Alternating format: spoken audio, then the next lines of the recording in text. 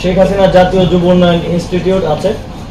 আমরা এটার নাম পরিবর্তন করতে চাই, যেহেতু বাংলাদেশে একটা ম্যাসাকারের সাথে শেখ হাসিনার নাম জড়িত। এখন আমাদের কাছে চ্যালেঞ্জ হয়ে দাঁড়িয়েছে জাতীয়ভাবে ল অ্যান্ড অর্ডার রিইনফোর্সমেন্ট, এবং আমি আজকে সচিবালয়ে এখানে এসেও সেটাই ফেস করছি যে ল অ্যান্ড অর্ডার সিচুয়েশনের জন্য আমাদের নারী বিশ্বকাপটা আমাদের বাংলাদেশে ভেন্যু হওয়ার ক্ষেত্রে একটা হুমকির মুখে আছে। তো এই বিষয়ে আমরা আজকে কিছু আলোচনা করেছি বিসিবির সাথে, এবং আজকে মন্ত্রণালয়ে এসে সবার সাথে আলোচনা করে আমার ভালো লেগেছে, এবং আমার মনে হয় আমরা একসাথে ভালোভাবে কাজ করতে পারবো। তো আমরা তিনটি সিদ্ধান্ত কিংবা প্রসেস যদি বলি, তিনটি বিষয় উপনীত হতে পেরেছি।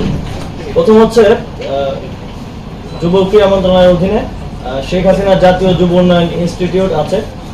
আমরা এটার নাম পরিবর্তন করতে চাই, যেহেতু বাংলাদেশে একটা ম্যাসাকারের সাথে শেখ হাসিনার নাম জড়িত আছে, এবং হাজার সহস্র ছাত্র জনতা মারা গিয়েছে।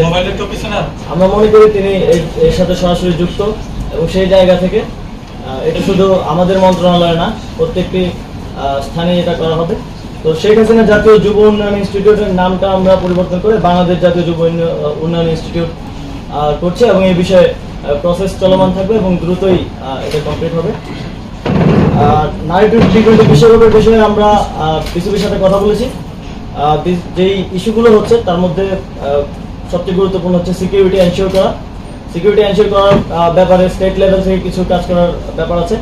আমি আজকেই যমুনাতে গিয়ে ইউনুস স্যারের সাথে এই বিষয়ে বিস্তারিত কথা বলবো, এবং তিনি একজন ক্রীড়াপ্রেমী মানুষ, তিনি অবশ্যই এটিতে আমাদেরকে সহযোগিতা করবেন, এবং স্টেট লেভেল থেকে সিকিউরিটিটা আমরা এনশিওর করবো। আমরা ইউএন এর সাথেও কথা বলবো, যাতে তারা সাজেস্ট করে কিছু দেশের ট্রাভেল রেস্ট্রিকশনস আছে সেগুলো যাতে সমাধান করা যায়।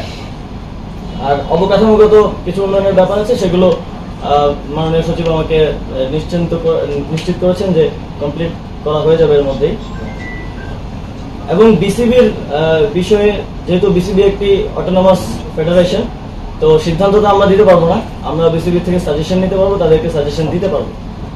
সো বিসিবির সভাপতি অনুপস্থিত আছেন। অবশ্যই একটা ফেডারেশনকে ওয়ার্ক করতে হইলে তার সবগুলো অর্গান ঠিকভাবে ভালোভাবে কাজ করতে হয়। সভাপতির মতো গুরুত্বপূর্ণ দায়িত্বে যিনি আছেন তিনি অনুপস্থিত আছেন, কিন্তু বিসিবি যেহেতু একটা অটোনমাস ফেডারেশন আইসিসির অধীনে, এই বিষয়ে আমরা সিদ্ধান্ত নিতে পারবো না। আমরা সাজেস্ট করেছি যারা বিসিবির ডাইরেক্টরস আছেন তারা এই বিষয়ে লিগেলি কিভাবে আইসিসির লিগেল ফ্রেমওয়ার্কের মধ্য থেকে কিভাবে এই বিষয়টি সমাধান করা যায়, এবং অন্তর্বর্তীকালীন সময়ের জন্য কাউকে নিয়োগ করা যায় কিনা সে বিষয়ে তারা আমাদেরকে পরবর্তীতে রিপোর্ট করবেন, এবং এ বিষয়ে আমরা প্রসিজারটা চালু রাখবো। তো এই তিনটি সিদ্ধান্ত কিংবা প্রসেস যাই বলেন আজকে আমরা উপনীত হতে পেরেছি, এবং সামনে আরো আজকে আমি সময় দিতে পারছি না, কারণ আমাদের আপনারা জানেন প্রধান বিচারপতির শপথ গ্রহণ অনুষ্ঠান আছে। তো আমরা আরো বিস্তারিত কথা বলবো, আমি আবার এসে হয়তো আরো বিস্তারিত কিছু বিষয়ে সিদ্ধান্ত